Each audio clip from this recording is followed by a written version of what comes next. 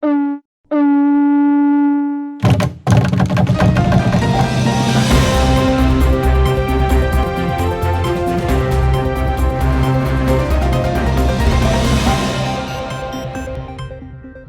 headlines: NHA handed over SINIS to NSC. Preparations for the by-elections of West Guadalcanal constituency and Paripa ward in North East Guadalcanal progressing as planned.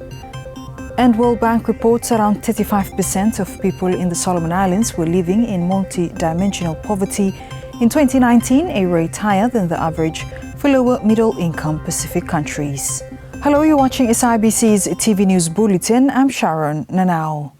The National Hosting Authority, NHA, handed over Solomon Islands National Institute of Sport, SINIS, to the National Sports Council. Alex Dadamu reports.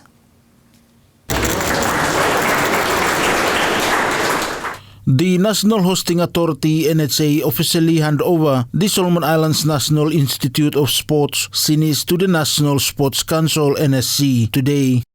Prime Minister Honorable Jeremiah Manele, during the official handover ceremony, described the event as a defining moment for sports development in Solomon Islands.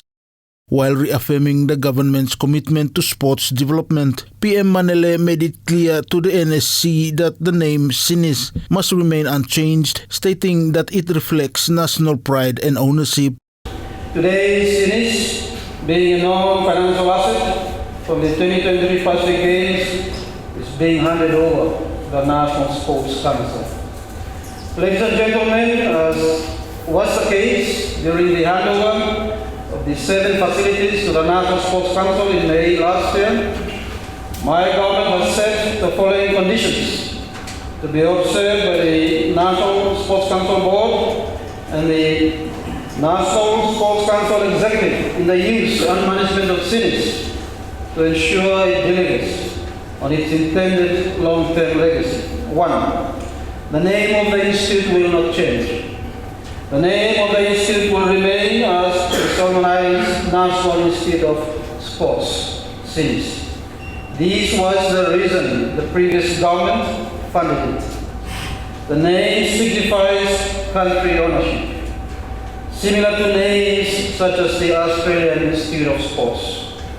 I understand the National Sports Council Board may have wanted to change the name and make it more aligned to its name. Let me make it very clear.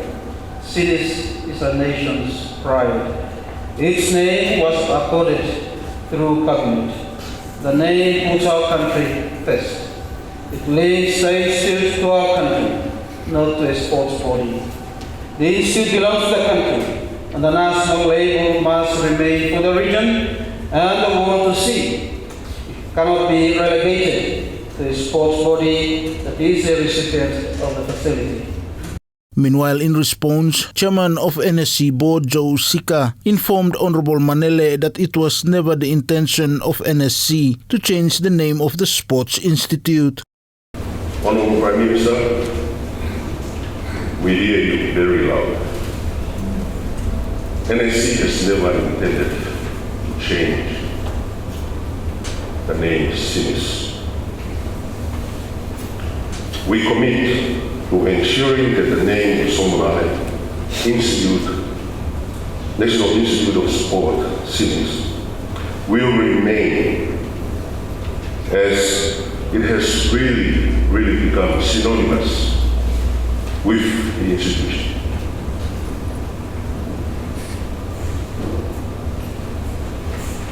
With the Solomon Islands government investment in SINIS and now under the responsibility of NSC, we have taken a huge step forward in helping to make the dreams of our athletes come to reality. SINIS is a national government-funded sporting complex which provides high-performance sports programs, services, and training facilities for athletes and coaches for all national federations. Alex Dadamu for SIBC TV. Now, preparations for the by-elections of West Guadalcanal constituency and Paripa ward in North East Guadalcanal progressing as planned. Alex Dedamu reports. Preparations for the by-elections of West Guadalcanal constituency and Paripa ward in North East Guadalcanal is progressing as planned. Electoral Manager Joseph Sua, in an interview with SIBC News, confirmed that a ballot paper draw was successfully conducted last week to determine the order in which candidates' names will appear on the ballot papers. Mr. Sua added that his team is currently finalizing the recruitment of polling and counting officials. So far, we have cast na di sa ballot paper draw, where we have established now name the candidate where Bahem is start inside the ballot paper. So have now we have cast and now we have work on recruitment, making recruitment of the polling officers and counting officers. So currently we have work on the recruitment. So far we have completing finished recruitment. The counting officers, by me this afternoon, by me finalizing, and then we will give him up to electoral office, so that chief electoral officer by him to help, and him now by him bless him, and endorse him. Mr. Sua said he is 100% confident with the current progress made. The progress, by me say that I have 100% progress because everyone where we for work this for by elections, have something also have no new. Before been work on him and also before experience officers now before come and before actually guideline before have no more have me electoral act, and then we will get a legal date. So legal date can provide no day for me for follow. What time where things where him due, no timing for him or no date by him have to do now. So we will work towards the legal time frame. According to SIEC, the by-elections will see over 10,800 voters cast their ballots across 28 polling stations. SIBC News understands more than 150 polling officials are expected to oversee and assist in conducting the by-elections. Alex Dedamu for SIBC TV. The World Bank reports around 35% of people in the Solomon Islands were living in multi-dimensional poverty in 2019, a rate higher than the average for lower middle-income Pacific countries. Simon Tavake with the details. World Bank reports around 35% of people in the Solomon Islands were living in multidimensional poverty in 2019, a rate higher than the average for lower middle-income Pacific countries. The findings was highlighted during the launch of the Multidimensional Poverty and National Economic Establishment Census 2024 this week. World Bank senior economist Sohei Nakamura said the poverty rate declined from over 40% in 2009 to 35% in 2019. He said the leading factors contributing to poverty in the country include limited access to electricity, adequate sanitation, and proper housing. Around 35% of people in Solomon Islands are multidimensionally poor. And we compared this to other countries in the Pacific regions. For example, Kiribati, Tonga, Samoa, where data is available. Multidimensional poverty in Solomon Islands declined from 43% in 2009 to 35% in 2019. So this is surely a great achievement made by the country for the decade. But considering the still relatively high level compared to other countries, and also the deprivation or poverty in specific sectors like access to electricity, sanitation, housing, asset ownership, so more than 80% of people are still deprived. So considering this reduction was not fast enough. Meanwhile, Margaret Moveni, Deputy Secretary Corporate of the Ministry of Finance and Treasury, said more work is needed at all levels to reduce poverty in the country. Some said enough and no work. So more work is needed to done at all levels to further arrest and reduce poverty in our country. I concur with the report's proposition that to effectively reduce the concentration of rural poverty, rural investments need to make a major impact in effectively and efficiently delivering poverty reduction initiatives. I also support the findings of the poverty report in assisting our government's ongoing efforts in supporting further improvements in urban planning and improving service delivery, especially in efforts to contain rapid urbanization in Honiara. The findings serve as a reminder of the ongoing challenges facing Solomon Islands and the urgent need for improved access to basic services to lift more people out of poverty. I'm Simon Tavake, SIBC TV. Police investigations into the Economic Stimulus Package ESP is still ongoing. Royal Solomon Island Police Force Commissioner Mosting Mangao in a press conference recently said they have questioned a few individuals in relation to the ESP. Mr. Mangao said the investigation is based on a report submitted by the Office of the Auditor General. He confirmed that no charges are yet to be made in relation to the matter. So at this point of time, there are several statement taking what I'm doing, and also there are people being invited for examination and questioning. So once looking that there are matters where him could have finished by before the providing come updates laws.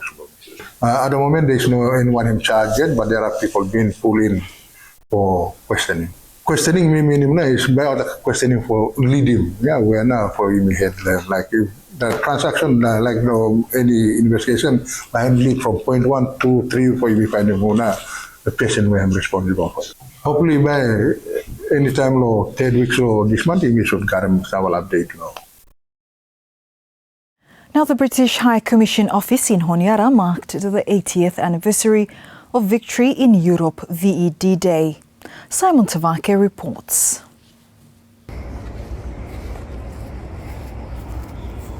The British High Commission Office marked the 80th anniversary of Victory in Europe VE Day with a commemorative event held at the British High Commissioner's residence yesterday. The occasion marked 8 years since the end of World War II in Europe, the day Nazi Germany officially surrendered to the Allied forces, bringing peace to Europe. In attendance were the Governor-General, His Excellency Sir David Tiva Kapu, members of the Diplomatic Corps, representatives from the Solomon Scouts Association and the Girl Guides, as well as other distinguished guests. The British High Commissioner noted the day was marked to honor those who gave their lives in the fight against aggression. And we're here today to honor those who gave their lives in that fight against aggression. His Excellency Turner also acknowledged Solomon Islands' significant contribution to the war, particularly its vital role in the Pacific Theatre during the Battle of Guadalcanal. Your contribution is hugely recognized, not just in the United States, which was obviously hugely engaged in this area of the Pacific War, but in the UK as well. And as you know, we've actually honored many of the Coast Watchers, including VUSA, for the contributions, the invaluable contributions they've made. He added that it is important for the younger generations to understand the significance of the end of the Second World War and to reflect on the sacrifices made for peace. I think it's absolutely crucial in the Solomon Islands, in the UK, in Europe, in the US, all over the world. And we've learned the hard way from our history, but more generally, there's conflict in parts of the Middle East, in Africa. So I think that keeping alive the memory of the end of the Second World War is absolutely crucial, especially for the younger generation. And that's why it was so good today to see some of the younger scouts and guides here at this ceremony at the residence. The VE Day marks a pivotal moment in world history. It is a reminder of the sacrifices made for peace in Europe and around the world. Simon Tavake, SIBC TV. Now, police thank the public for the peaceful behavior shown during the Parliament sitting to address the motion of no confidence against Prime Minister Honorable Jeremiah Manele on Tuesday. Police Commissioner Mosting Mangau told local media the behavior shown by communities was highly commendable as it was an important day for the country.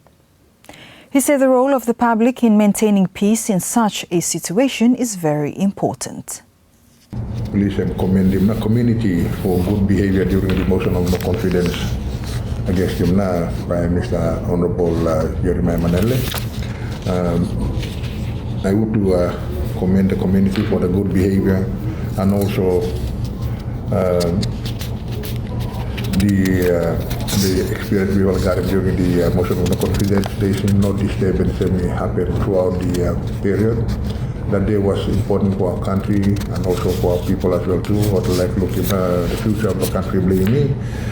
So with the participation of the community blaming, we appreciate him. The role what they play is quite important. So at a time where country blaming and go through what challenges yourself. And we also like to thank the community for understanding that it's not police work as a level, and work being everyone, police and community and police. Policing has the responsibility by me as people of Solomon Islands. So we appreciate him and also want to sincerely convey my gratitude to our people for the behavior we have displayed on that day. And we also want to thank our churches as well too for the ongoing support in their prayers, for supporting other leaders blaming, and also aid them to leaders blaming through spiritual support for make sure that they make the best decision for country blaming. Commissioner Mangau added no arrest in relation to the motion of no confidence was made by his officers. During the course of the operation, there is no any issue any related to this one motion of no confidence where we gonna come across him. We only deal with him about the normal anti-social behavior in the street. So the operation we will still continue after the operation. After the motion of no confidence, operation we will still roll him out for supporting not frontline for deal with him the anti-social behavior in the street. But for any issue where I connect law the current motion of no confidence, we will not face any issue law that was the motion of no confidence. And that's news. Follow us on SIBConline.com.sb and our SIBC News Facebook page for more of our latest stories. Thanks for watching.